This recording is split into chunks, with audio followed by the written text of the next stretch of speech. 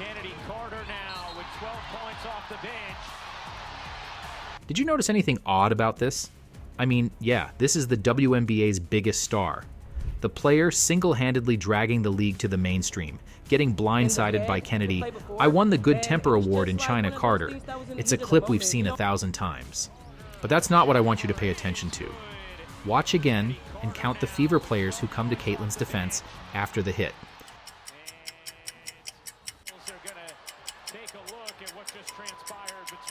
If you counted 0, congrats. You correctly guessed not only the number of players who had Caitlin's back, but also the number of teams eager to sign Kennedy Carter. Now, it's no secret that Caitlin took a lot of abuse last season. If it wasn't her opponents bodying her, it was the media. And you're probably going to say, well, that's part of the game. And yeah, you'd be right. Stars get scrutinized and players will do anything to get in their opponents' heads, especially impact players. But speaking of impact, allowing opponents to take liberties on your star is not how it's supposed to work in sports. This has been as close as it's been all second quarter long, 44. It's not part of the code. Even if your stars can handle themselves, you protect them at all costs. Every opposing team needs to know cheap shots will be met with retaliation. If your team doesn't have this dynamic, if it's missing the sandpaper to go with the skill, it's going nowhere. The season is a grind, and the playoffs are even more physically demanding. Now, back to Caitlin. When evaluating the Fever's recent roster moves, it's clear they brought in a lot of skill to support Caitlin. The talking heads are gushing about how scary and unguardable they're going to be. It's like they're going to be the WNBA's Harlem Globetrotters out there. But what about the sandpaper, the grit? Are the Fever tough enough? Well, buckle up, Fever fans, because there's more than meets the eye with their new acquisitions, including one common factor that I believe will unite this team, create team toughness, and put Caitlin in a position she's never been in before. It's all good stuff, so let's get into it. But first, like this video if you think Kennedy Carter won't get signed, except for Chinese teams, of course. So yeah, Caitlin Clark's rookie season became a baptism by fire, so to speak.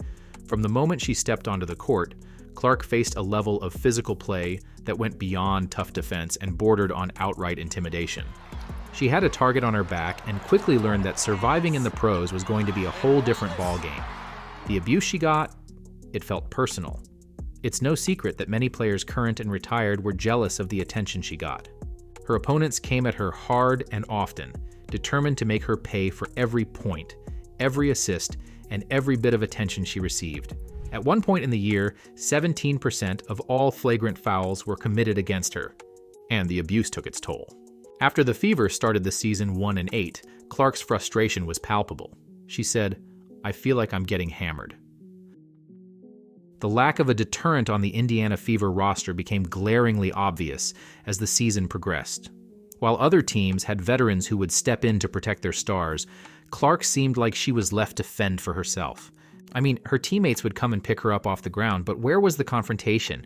Why were opponents so fearless? Now, despite this, Caitlin managed to produce a rookie season for the ages. 19.2 points per game, with an average of around 23 points per game after the Olympic break. Single-season assists records, rookie points record for points by a guard, first-team All-Star. She was the first rookie to accomplish this since Candace Parker in 2008. Rookie of the Year, and 4th in MVP voting. She pushed through the adversity and more than lived up to the hype. Among her many recognitions, she was named AP's Female Athlete of the Year and Time Magazine's Athlete of the Year. So yeah, Caitlin Clark wasn't just another rookie. She was the face of the new generation of women's basketball, bringing unprecedented attention and excitement to the league. I mean, I bet many of you watching this right now didn't watch the WNBA before Caitlin, or at least weren't as invested in it. The second quarter. Here's the first three of the night. And in this building Viewership was up 170%, attendance was way up, merch sales skyrocketed, and it was all because of Caitlin. It's estimated she was responsible for 1 in 6 tickets sold and nearly 27% of the WNBA's revenue. This is a league that was, well, still is, losing money, but now it has not just hope, but optimism. So the abuse she took wasn't just a problem for Clark or the Fever. It was kind of a bad look for the WNBA. By allowing her to be targeted without consequence, the Fever was putting the league's golden goose at risk. The situation harkened back to the early days of the NBA when young stars like Michael Jordan faced similar treatment. It took enforcers like Charles Oakley to send a message that cheap shots wouldn't be tolerated. It's the same with many sports. Deterrents are essential. If your kids know they won't get in trouble for staying out past curfew, they'll keep doing it. Last season, Draymond Green, who knows a thing or 12 about mixing it up, chimed in, emphasizing the need for the Fever to invest in an enforcer to protect Clark, highlighting a strategy often used in the NBA. The psychological impact of an enforcer can't be overstated. Just their presence on the court, knowing there'll be consequences for bad behavior, can alter an opponent's game plan. For young stars like Clark, an enforcer provides more than protection. They offer mentorship and a sense of security that allows them to play their game without constantly looking over their shoulder. Caitlin Clark, another three-pointer! Star players often perform better when they have enforcers on their team. For Clark, who was targeted throughout her rookie season, this could be a game changer. As Clark's rookie season came to an end, the questions loomed large. How long could she sustain this level of punishment? And most importantly, what would the Indiana Fever do to ensure their franchise player wasn't left hanging out to dry? Well, they just made some big moves, and everyone is now talking championship. And they should be, because the players they acquired bring a ton of skill and experience. But it's more than that. And you have to think, when the Fever brass made these moves, they had that clip of Kennedy blindsiding Caitlin looping in their heads.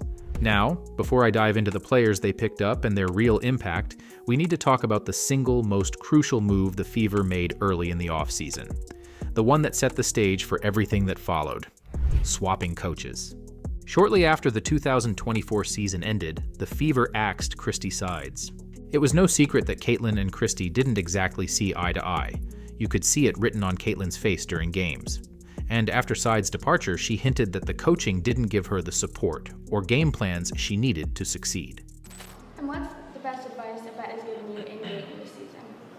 Nobody gives me advice in game. I wish. Recognizing this, the Fever brought in Stephanie White from the Connecticut Sun. Now, why was this swap so important? Because White is the 2023 Coach of the Year. She has a proven track record of getting the most from her stars and implementing winning systems. She is respected league-wide. This move set the tone. The Fever weren't just aiming to make the playoffs, they were building a contender. With a generational talent who, despite being years from her prime, was already in the MVP conversation, the message was clear: the time is now. Bringing in White wasn't just a coaching change, it was a statement to every free agent out there. We're serious about winning, and we're not waiting 5 years to do it. As it turns out, their message was received. While haters on X claimed that there was no way top free agents would sign in Indy, they were as wrong as usual. They signed Natasha Howard, a two-time champion known for her defensive prowess and physical play. Howard, the 2019 Defensive Player of the Year with 2 All-Star appearances, is returning to the team that originally drafted her. Natasha Howard fading. Oh, it's a tough pretty shot. Her addition brings a sense of familiarity and a championship mentality that this young squad desperately needs. They also snagged DeWanna Bonner, another veteran with 2 WNBA championships under her belt. Bonner brings size, skill, and veteran leadership that'll help guide younger players like Clark and Aaliyah Boston through the ups and downs of a WNBA season. Remember how I mentioned Stephanie White being a critical acquisition?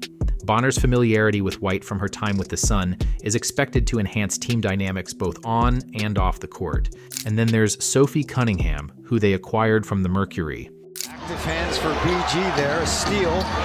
Cunningham from the corner for a 3, she hits it, and she's fouled, a chance to tie. Now, there's a lot of argument online as to whether or not Sophie's a true enforcer, but one thing's for sure, she's not afraid to mix it up. She brings a reputation for fierce competitiveness and a willingness to stand up to anyone on the court. Cunningham isn't a goon who's just on the court to pick fights. She's a skilled player who won't hesitate to get in the face of anyone who challenges her or her teammates. But it's not just Sophie who brings the fire. DeWanna Bonner's toughness is well documented throughout her basketball career. Former coach Sandy Brondello described her as a fighter who consistently pushes through fatigue and adversity. Her protective instincts were on display in 2019 when she defended Diana Taurasi during an on-court scuffle. She doesn't fear confrontation when called upon.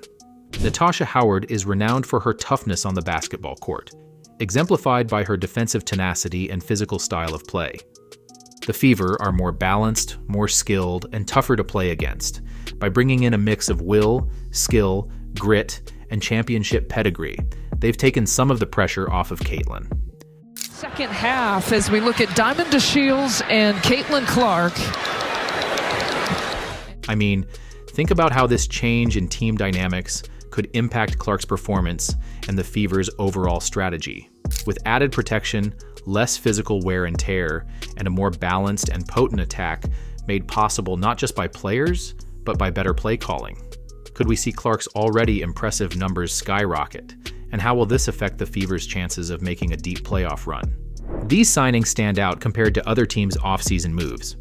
While some franchises focused on adding one or two key pieces, the Fever made a concentrated effort to overhaul their roster with proven winners and tough competitors. This aggressive approach in free agency is reminiscent of the moves made by championship contenders, not typically associated with teams that finished with a 500 record. And that brings us back to the topic of protecting Caitlin and why I think these players will. She is the reason they're excited to join the Fever. Yes, Stephanie White too, but mostly Caitlin. Here's the key difference for Caitlin between her rookie and sophomore seasons, which I think applies here. When Caitlin was drafted, she was the one joining the Fever. She stepped into a system that, as bad as it was, required her buy-in. This time around, it's Caitlin's team. Sophie, DeWanna, and Natasha are joining a system that will be built around her. They don't feel upstaged. They don't feel bitter. They're there because they want to win a championship, but don't take it from me. Bonner was explicit about Clark's influence, stating, "Caitlin is a generational talent, and I want to be part of something special with her." Howard expressed her excitement, saying, "I want to be part of a team that can win another championship, and Caitlin is a big part of that vision." Cunningham's enthusiasm was clear. Playing with Caitlin is a dream come true. I believe we can do great things together. This is an experienced and talented group that wants to win, is capable of deflecting attention from Clark, and you have to think, will protect their star and defend each other at all costs. The Fever's acquisitions aren't just positive for the players and the Fever, it's for the good of the entire league. Whether the haters like it or not, a dominant Caitlin Clark, who's challenging for a championship, is exactly what the league needs. And it's going to be a lot of fun to watch. That and the hater meltdowns. If you're still here, leave a basketball emoji in the comments so I can personally thank you. See you next time.